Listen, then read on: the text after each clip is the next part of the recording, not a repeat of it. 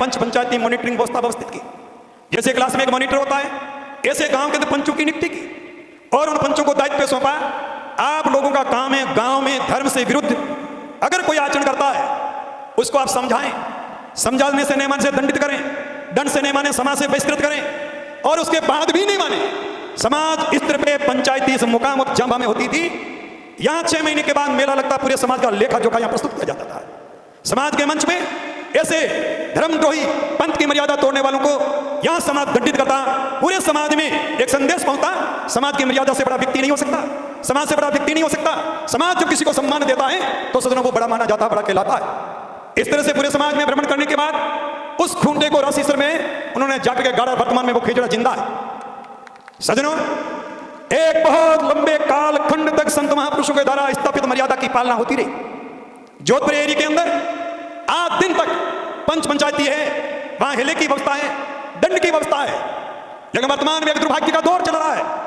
जो समाज की नाक काटने की कुछ चेष्टा करते हैं, समाज की मर्यादा तोड़ने की कुछ चेष्टा करते हैं, वो मंच पे आकर के बैठकर आप लोगों को सुनते हैं। धिक्कार है तुम लोगों को, ऐसे लोगों को मंच के ऊपर स्थान नहीं होना चाहिए, चाहे कितने खानदान का हो, कितना भी बड़ा व्यक्ति हो। जब तक सामूहिक तिरस्कार नहीं करोगे, समाज की मर्यादा बचेगी नहीं, तुम्हारी इज्जत बचेगी नहीं, समाज की धर्म और मर्यादा की रक्षा होगी नहीं। हम स्नेह स्वार्थ के अंदर अंधे होकर के जब समाज की मर्यादा तोड़ेंगी तो सज्जनों, पंथ का भांजना, गुरु का निंदना, स्वामी का दुश्मन, पंथ की मर्यादा को तोड़ने वाला, गुरु का निंदक सबसे बड़ा समाज द्रोही और मुझे का दुश्मन आ गया है। इसलिए अगर समाज की मर्यादा चाहते हो, हमारी संस्कृति पनपी रहे, हमारे सिद्धांत चलते रहे, जामुजी के नियमों की पालना, और जो उज्जवल हमारा अपराध पंथ था वो भविष्य में भी उसी तरह की उज्जवलता के साथ देखा जाए, तो सज्जनों आपको संगठित होकर के ऐसे लोगों का सामूहिक विरोध करना पड़ेगा, तिरस्कार करना पड़ेगा, दंड देना पड़ेगा तो दंडित भी करना पड़ेगा, अन्यथा तुम्हारा समाज बचेगा नहीं। संतों को कोई व्यक्तिगत स्वार्थ नहीं है। जिस तरह से आप अपने बेटे के बारे में सोचते हो, आप अपने परिवार के बारे में सोचते हो, इसी तरह से संतों को पूरा समाज घर की तरह लगता है। मेरे परिवार का सदस्य कोई बिगड़े नहीं, पदभ्रष्ट नहीं हो, गलत मार्ग पे नहीं जाए। हम थोड़े थोड़े स्वार्थों में इतने स्वार्थ सिद्धि के अंदर लिप्त हो जाते हैं। आंख बंद करके कबूतर की तरह बिल्ली पास में आए, आंख बंद करने से बिल्ली छोड़ देगी कबूतर को। अगर हम गलत व्यक्ति का समर्थन करते हैं, मौनम स्वीकारस्य लक्षणम, हम भी उतने अपराधी, अपने उतने ही दोषी। भागर जी राजस्थान के प्रथम डीजी थे, उस समय जमाने में मात्र एक डीजी थे। उनके सगे मामा ने बीकानेर में होटल पे कड़ी खा ली, इस मेले में आकर सगे मामे को दंडित कर हिला देने की तैयारी करवा दी। वो भी व्यक्ति था सगा मामा। एक व्यक्ति ने समाज की मर्यादा तोड़ी, अंतरजातीय विवाह किया, सरकार की नौकरी से सस्पेंड कर दिया, जब तक जिंदे रहे बाहर नहीं हो सका। आप अनुमान लगाइए, एक आईपीएस नहीं, एक आईएएस ऑफिसर की क्या सोच थी समाज के प्रति। शिक्षित होने का मतलब समाज की मर्यादा तोड़ना नहीं है, नेता होने का मतलब समाज की मर्यादा तोड़ना नहीं है, अच्छे पद पे पहुंचने का मतलब समाज की मर्यादा तोड़ना नहीं है। बात जब खेत खाना शुरू कर देगी, उस खेत में फसल कैसे होगी अनुमान लगा सकते हो। सज्जनों, चाहे कितना भी बड़ा हो, चाहे सामान्य व्यक्ति हो, बड़े लोगों से हर एक आदमी प्रेरणा लेता है। यह मंच पे बोलने वालों की हिम्मत कब होती है? जब आप सुनने के लिए तैयार होते हैं, तो मंच पे बोलने वालों की हिम्मत होती है। अगर गलत व्यक्ति का तुम सामने से विरोध करोगे, इस मंच पे खड़े होने की उसकी हिम्मत नहीं होगी। इसलिए सज्जनों, आप लोगों को समय रहते सच होना बहुत जरूरी है। और मैं मंच पे बैठे हुए जितने मौजूद लोग अपने आप को जिम्मेवार समझ रहे हैं, उनसे भी मैं अनुरोध करना चाह रहा हूं, अगर आप चाहते हो यह मेले की व्यवस्था व्यवस्थित रूप से चलती रहे, समाज की उन्नति उत्तरोत्तर आगे बढ़ती रहे, जिस तरह से प्रतिभाओं को हम सम्मानित कर रहे थे, अगर समझो तो समाज की असली धरोहर है प्रतिभाएं। लेकिन प्रतिभाएं, समाज प्रतिभाओं से बहुत अपेक्षा रखता है। प्रेम सुख जी ने बात कही थी, मैं भी अंतरजातीय विवाह कर सकता था, लेकिन क्यों नहीं किया? अगर मैं करता तो मेरा अनुसरण कई मेरे भाई करते, और मेरे समाज की मर्यादा है, पंथ की मर्यादा वो टूट जाती। आप विचार कीजिए, एक संस्कारवान संतति, एक संस्कारवान समाज का होना, प्रतिभा, वो समाज को प्रेरणा देना चाहती है। मैं इन प्रतिभाओं से भी निवेदन करना चाहता हूं जो सम्मानित हुए हैं, आप भी अपने आचरण के द्वारा यह आदर्श स्थापित कीजिए। मैं कितने भी उच्च ओहदे पे चले जाऊं, लेकिन मेरी समाज की मर्यादा को नहीं तोड़ूंगा। हमारे इसी भारतीय विश्व महासभा के पूर्व अध्यक्ष चौधरी साईराम जी धारणिया अंग्रेजों के जमाने के बैरिस्टर थे। अंग्रेजों के जमाने के बैरिस्टर थे, जनसंघ से पहले विधायक बने थे समाज के। उनकी धर्मपत्नी मानसिक रूप से बिल्कुल भूली थी। शादी विवाह संपन्न हुआ, एक भाई ने उनसे कहा, चौधरी साहब बैरिस्टर हो, एमएलए हो, आप दूसरी शादी कर लो। अंग्रेजों का जमाना का बैरिस्टर और उस समय के विधायक, उन्होंने कहा, सज्जन बुरा मत मानना, एक बात पूछूं, अगर इस देवी की जगह तेरी बहन होती तो तू मुझे क्या सलाह देता? विचार कीजिए, तालियां नहीं, दिमाग में बैठाने की चेष्टा कीजिए। उस व्यक्ति की सोच क्या थी? पूरे समाज का अतीत का इतिहास देख लो, चाहे समाज का आईएएस रहा, आईपीएस रहा, उनकी धर्म पत्नियां अंगूठा टेक थी। उन्होंने कभी नहीं कहा मेरी पत्नी अनपढ़ है, मैं इसको पत्नी को नहीं रखूंगा। आज 5 पट्टी 10 पट्टी है, अगर एक एनएम की नौकरी लग जाती है, विष्णु की बेटी का दिमाग घूम जाता है। अरे एक अंग्रेजों का जमाना का बैरिस्टर अशिक्षित महिला को अर्धांगिनी के रूप में अंगीकार करता, उनकी सोच क्या थी? उन आईपीएस आरएस लोगों की सोच क्या थी? उन लोगों से हमें प्रेरणा लेनी चाहिए, अपने जीवन को प्रेरित करना चाहिए। ये मेले इसीलिए होते हैं, हम समाज की संस्कृति, समाज की परंपरा, समाज की सभ्यता, इनको अगर बरकरार नहीं रखेंगे तो सजनों एक दिन समाज का नाम निशान है वो खत्म हो जाएगा। अगर समाज सुधार की कड़ी में आप संगठित होकर के कोई निर्णय लोगे, संघे शक्ति कलौ युगे, कलयुग में संगठन में ताकत है। संगठित होकर के धर्म के लिए, सभ्यता संस्कृति को रक्षित करने के लिए व्यक्तिगत विचारों से ऊपर उठ करके समाज हित में हमें चिंतन करना होगा, हमें सोचना होगा। अगर समाज का हित चाहते हो, हमारी समाज की चहुमुखी प्रगति हो, तो इसके लिए हमें सजग होना बहुत जरूरी है। अभी शास्त्री बागेदास जी कह रहे थे, आपको किसके लिए बोलाना दे रहे थे, किस लिए बात कर रहे थे? कुछ लोगों को कांटों की तरह चुभन होती है, ज्ञानी के हृदय प्रमोद आवत ज्ञानी लागत दस। मारवाड़ में ऊंट पशु कोई बीमार हो जाता, हलवानी को अंगारी की तरह गर्म करने के बाद डाम देते थे। पशु हिल जाता, गल जगह में डाम लगता तो बीमारी नहीं पैदा हो जाती थी, और सही पे डाम लगता तो टूटी हुई हड्डी भी जुट जाती थी। इसलिए सजनों, अगर सही और सटीक बात को दिलो दिमाग में बैठाओगे, एक समय आएगा जब तुम याद करोगे किसी समय में हमने उचित समय पे उचित निर्णय लिया था और समाज के अंदर उसको क्रियान्वित किया था, जिसका प्रतिफल वर्तमान में शुभ हम फल देख रहे। मैं वर्तमान अध्यक्ष महोदय से निवेदन करना चाहूंगा, मैंने शंकरलाल जी और शहीद राम जी जब अध्यक्ष थे, वो महासचिव थे, उस समय भी अनुरोध किया था। राम सिंह जी मंत्री भी थे, विष्णु महासभा अध्यक्ष थे, उस समय भी मैंने निवेदन किया था। मैंने उनसे कहा था, मैंने कहा समाज की उन्नति चाहते हो, आर्य समाज 150 वर्ष बाद विष्णु समाज के बाद बना। आज पूरे भारत के कोने कोने में नहीं, अंतरराष्ट्रीय जगत में भी उनकी पहचान है, उनकी पेट है। उन्होंने मंदिर नहीं बनाए, उन्होंने आश्रम नहीं बनाए, उन्होंने धर्मशालाएं नहीं बनाई, उन्होंने जगह जगह पर शिक्षण संस्थानों की स्थापना की।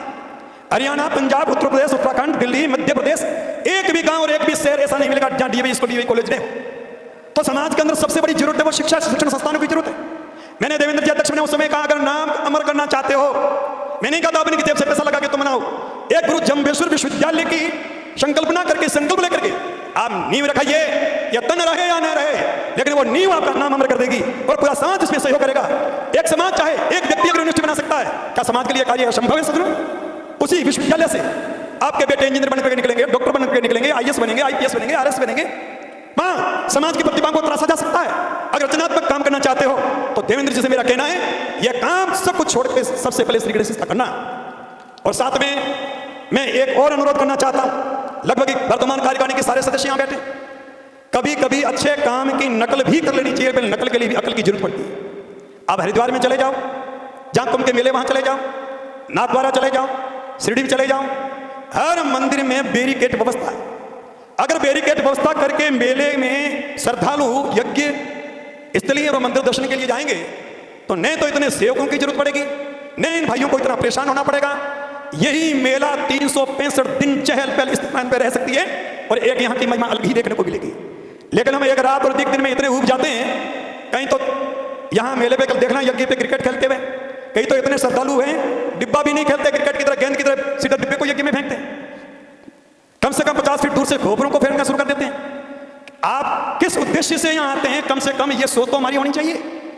ये व्यवस्था सबसे प्रणाला व्यवस्था अगर सिस्टम हो जाए, ऐसा सिस्टम चाहे वो 5 किलो भी एक साथ में डाले, यज्ञ कुंड में उतना ही जाए, बाकी नीचे प्रणाली में बर्तन तो उसमें किया जाएगा। व्यवस्था करने का सिस्टम होना चाहिए, तरीका होना चाहिए। इस मंदिर के अंदर लोग आते हैं, सिर पे रुमाल नहीं, सिर पे कपड़ा नहीं, धक्का देकर दरवाजे पे रोक देते हैं। क्यों? आसमान नीचे गिरा क्या? उस कपड़े का रीजन क्या है? जब मुझे नीला वस्त्र मना किया और आप प्रयास नहीं करोगे, ये सोचेंगे क्यों? आपका दायित्व बनता है कि मेरे समाज के लोगों को मैं समझाऊं, मेरे लोगों को मैं समझाने का प्रयास करूं। इस मेले पे घोषणा कीजिए कि अगले मेले पे अगर नीले वस्त्र पहन के आएंगे मंदिर के परिसर में नो एंट्री होगी। आप नीले वस्त्र पहन के नहीं आओगे, अपने आप ये नीला गायब हो जाएगा। सजनों, ये जंग जैसे भागीरथ जी कहते हैं, लोग कई तरह के कुत्र करते हैं, ये बात कल जंग जी ने नहीं की। सतयुग से लेकर वर्तमान पर्यंत जितने ऋषि और महर्षि और जितने सत्ग्रंथ हुए, 17,28,000 वर्ष का सतयुग, 12,96,000 वर्ष का त्रेतायुग, 8,64,000 वर्ष का द्वापर, 4,32,000 वर्ष का कलयुग, जिसके लगभग 5,500 वर्ष व्यतीत हो चुके। इतने कालखंड के अंदर विष्णु ब्रह्मपुत्र पुराण, कुरुम पुराण, वराह पुराण, नरसिंह पुराण, वामन पुराण, आपस्तम सूत्री स्मृति, अंगिरा स्मृति, वाल्मीकि रामायण, इतने ग्रंथों में बड़े विस्तार से और साफ शब्दों में लिखा, पंच यज्ञ वृथा तस्य नीली वस्त्रस्य धारणात्। वहां तुम आसमान कहां से लाओगे? वहां नील का अर्थ माया कहां से करोगे? थोड़ी अपनी बुद्धि को भी काम लो, अपनी अकल का खुद आदर करो, अन्यथा तुम्हारा कोई आदर नहीं करेगा। इसलिए सजनों, ऐसी जो बाह्य बुराइयां हैं इन पे प्रतिबंध लगेगा तो धीरे धीरे ये टोपियों के नीचे बंडल और गुटके की जो पुड़िया मिलती है, इन टोपियों को भी थोड़ा थोड़ा कभी कभी ऊपर कर लिया करो। ये पेड़ा लगाने वाली इनकी टोपियों को भी टंटोल लिया करो। टोपी के नीचे बाल है कि बालों के बीच में कुछ और भी है, ये भी देखने की मेहरबानी क्या करो। मंदिर के अंदर अगर नशा चल रहा है, उन नशेड़ियों से बचोगे कैसे? बिल्ली को दूध की रखवाली के लिए छोड़ दिया, दूध की कढ़ावनी पे बिल्ली को छोड़ा रखवाली के लिए। जो आचरण से हीन है, नशा वृत्ति करने वाले को मंदिर परिसर के अंदर नहीं, उनकी ड्यूटी बाहर लगाई बेटा। मंदिर के अंदर नशा, इससे बड़ी विडंबना और दुर्भाग्य का और कभी आ नहीं सकता। आज वर्तमान में इतने दिन में हम कुरीतियों के बारे में, नशा वृत्ति के बारे में चर्चा कर रहे थे। क्या समाज के लोगों ने यह चिंतन किया है? समाज में वर्तमान में 3 4 बच्चों की मां मन में छोड़ दिया, बाकड़ी गाय को छोड़ते इस तरह से। यह समाज कब चिंतन करेगा? बहन किसी की हो सकती है, बेटी किसी की हो सकती है। क्या समाज में कोई न्याय प्रणाली है? क्या न्याय व्यवस्था है? क्या समाज के लोगों ने इस पीड़ा को, वेदना को समझने की चेष्टा की? समझो तुम्हारा काम क्या, दायित्व क्या है? यहां आए, खाए पिए चल दिए, यही काम है क्या मेरा? जो दायित्व तुम्हें सौंपा गया है, उस दायित्व का निर्वहन नहीं किया, आपको समझ में आए या नहीं आए, आप कितने में दोष उत्पाद के भागी बनोगे, ये तो लेखो एक निरंजन जैसे। सजनों, उसके घर में राई राई पाई पाई का लेखा जोखा है। इसलिए इन मूलभूत समाज की जो संस्कृति, सभ्यता, परंपरा थी, उसको बचाने के लिए इन विकृतियों से निजात पाना होगा। आज समाज का युवा वर्ग किस तरह से नशे की गिरफ्त में नहीं, मौत की गिरफ्त में आ गया। इतने चाय की बात करते थे, जर्दे की बात करते थे, अमल डोडे की बात करते थे, शराब की बात करते थे। यह समय के नाम की जो चीज आई है, समय का दूसरा नाम मौत है। जिन परिवारों में यह बात गई है, यह बीमारी फैली है, उनके माँ बाप से पूछो उनकी रात कैसे गुजरती है, उनका दिन कैसे गुजरता है। खुद की औलाद से खुद के घर में खतरा, नहीं जाने कब किस चीज को मेरी औलाद चुरा ले। घर के अंदर घर के सदस्य सुरक्षित नहीं। ये क्यों हुआ? ये एक सुनियोजित एक नेटवर्क चल रहा है, नशेड़ियों की गैंग चल रही है।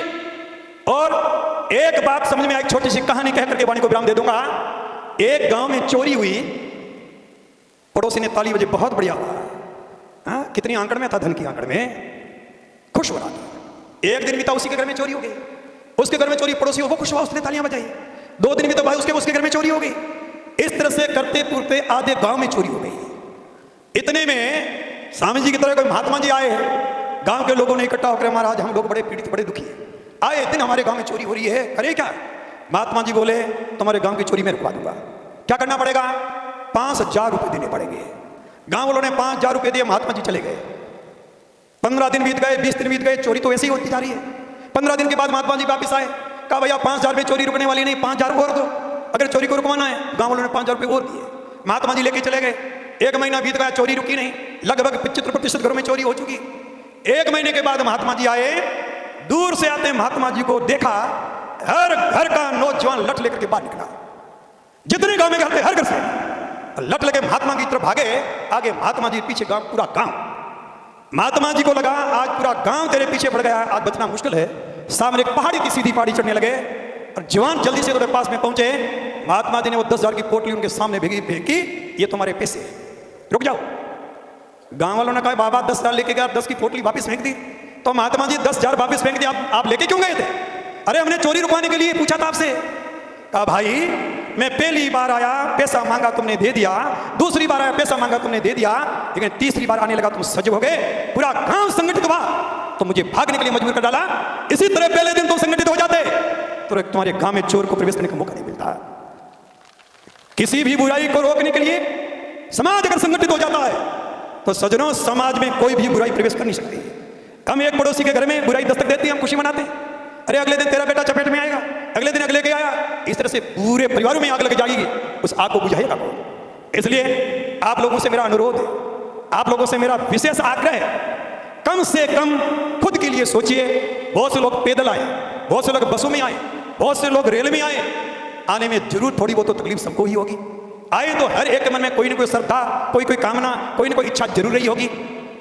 अगर जाम्बू जी के धाम पे आ रहे हो और जाम्बू जी के नियम से विपरीत चल रहे हो तो सजनों ये समझ लेना, खुद के पैर पे खुद कुल्हाड़ी मार रहे हो। मैं समरातल जा रहा था, पैदल यात्री आ रहे थे। एक आदमी ने नीचे वाला इतना होंठ खींचा, पूरी मुट्ठी भर के से डाल दी। मेरे मन में आई, ये क्यों पैरों के छाल कर ली इसने की है? ये क्यों धक्के खाने के लिए आया? घर काम करता किस लिए आया? गधे ने खाया, कुत्ते ने खाया, गंदगी का कीड़ा का सूर ने खाया, वो गंदगी 2 फुट वाला ये सुर खा लेता। अरे नौजवानों, इस पुड़िया के ऊपर असली नाम लिखा रहता, ऊपर का गुट खा, नीचे ने रजनीगंधा पान प्राप्त पता नहीं क्या क्या लिखा रहता है, असली नाम तो ऊपर है, गुट, वो टे है नहीं। व्याकरण में एक सूत्र चूटू, चैवर टैवर की संज्ञा होती है तो शिलों पे से लोप हो जाता है, पीछे जो रहता है वो खा, ये प्रेम से खाता, इसी के लिए मानव उत्तर मिला है। अरे इस शरीर के लिए मेनू चाट बना के जामुन ने दिया, अन्नू धन्नू दूधू दही गेहूं मेहूं। गधे को मिश्री खिलाओ, शामों से पहले मरना पड़ेगा। बिल्ली को घी पिलाओ, 10 लगरी से हो जाएगी। मुंह ही जब रहा नहीं, इतना तो जानते घर में एक बटाली और कढ़ानी दो होती है, दूध किस में डालते हो? बटाली में कोई डालते हैं? इतना सोच लो, ये मुंह है कि बटाली क्या, इतना तो विचार कर लो। भले आदमी हो, यहां आए हो, जामो जी की शरण में आए हो, अमृत में पहाल पीते समय स्वयं को शक्लबद्ध कर लीजिए। भूल होना बड़ी बात नहीं है, भूल को सुधारना बड़ी बात है। भूल करके भूल सुधार ले, वो इंसान कहलाता है। जीवन में कभी भूल न करे, वो देखने में इंसान वो देवता कहलाता है, और भूल करके भूल ने सुधारता है वो हैवान कहलाता है। और जामो जी के भाषा में कहो तो मुग्ध, जामो जी का मुग्धा छेती, मुग्धा छेती यूं ठल चालो। मुग्ध का मतलब जानता है लेकिन मानता नहीं है। नीति में ऐसे लोगों को दुर्जन कहा, दुर्जनम प्रथम वंदे तदनंतरम सजनम। ऐसे दुष्टों को तो दूर से प्रणाम कर लिया करो, प्रभु इसकी छाया मत पड़ने देना, ताकि हमारा जीवन बचा रह सके। मैं विशेष करके युवा पीढ़ी से आग्रह करना चाहता हूं, जिन लोगों का शरीर स्वस्थ है, जिन लोगों का जीवन निर्व्यसनी है, उन भाइयों से अनुरोध करना चाहता हूं, ये जितनी समाज की प्रतिभाएं, उनसे आग्रह करना चाहता हूं, आपका मित्र, आपका साथी, आपका पड़ोसी अगर ऐसी नशे की गिरफ्त में आया है, आपने समाज का नाम रोशन किया है, तो एक एक नशेड़ी को गोद लो, और गोद लेने के बाद यह दृढ़ संकल्प कर लो, चाहे मुझे पैसा लगाना पड़े, ताकत लगानी पड़े, समझाना पड़े, एक नशेड़ी को सही मार्ग पे मैं लाऊंगा। एक आदमी एक को गोद लेना शुरू कर दे तो इतने ज्यादा नशेड़ी नहीं है, क्योंकि सफेद कपड़े पे छोटा बाबी ज्यादा दिखता है। इधर समाज में इतने लोग होते तो रेल के इंजन की तरह यहाँ वातावरण कुछ और ही होता। लेकिन जामो जी की कृपा है, लाखों की संख्या में एकत्रित होने के बाद कम से कम सामाजिक स्तर पे आज भी मर्यादा है, अनुशासन है, यह भी भगवान की बहुत बड़ी कृपा है। पुनः आप लोगों से मेरा आग्रह, जाने अनजाने में संग दोष से जीवन में कोई विकृति, कोई भूल, कोई नशा, कोई व्यसन, कोई बुराई आई है, उनको छोड़ने का संकल्प लें, और जीवन में भविष्य में पुनरावृत्ति नहीं करने का संकल्प लेते हुए आप अमृत में पहाड़ लेकर के घर लौटोगे। निश्चित रूप से परमात्मा की आपकी कृपा होगी, आपका जीवन, आपका भविष्य शुभ होगा।